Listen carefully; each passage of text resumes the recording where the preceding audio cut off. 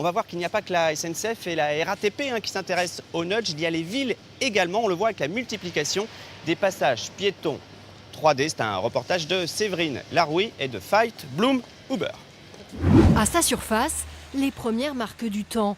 Et pourtant, il a moins de 6 mois. Et une grande responsabilité, sauver des vies. Quand je traverse, je vais donner l'illusion aux automobilistes que je suis suspendu sur des blocs de craie. Voilà. Un passage piéton en 3 dimensions pour faire ralentir les voitures. Une illusion d'optique testée depuis cet été à Paris. On a eu déjà des expérimentations à l'étranger. On voit que ça permet de diminuer les vitesses, disons sur un moyen terme.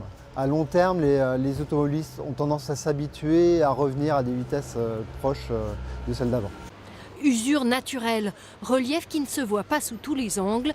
Fondu dans le décor, l'effet trompe-l'œil incite-t-il réellement à lever le pied? La capitale expérimente 6 de ces passages flottants.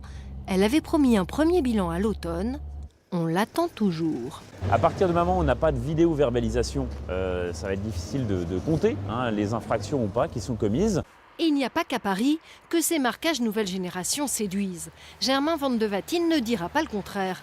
Depuis qu'il a dessiné le premier de France dans le Nord, son carnet de commandes est plein, une 60aine réalisée en un an dans tout le pays. Je pense que ce sera certainement un effet de mode, oui. Parce que les gens pensent que ça va résoudre tous les problèmes, mais je pense quand même pas que ça résout tous les problèmes.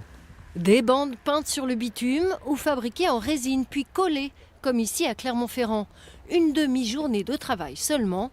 Et si la principale qualité de ces dispositifs était leur prix.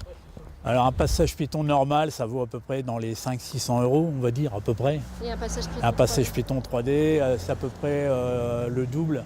Soit 10 fois moins que le coût d'un dos d'âne. À Paris, l'expérience doit durer 2 ans.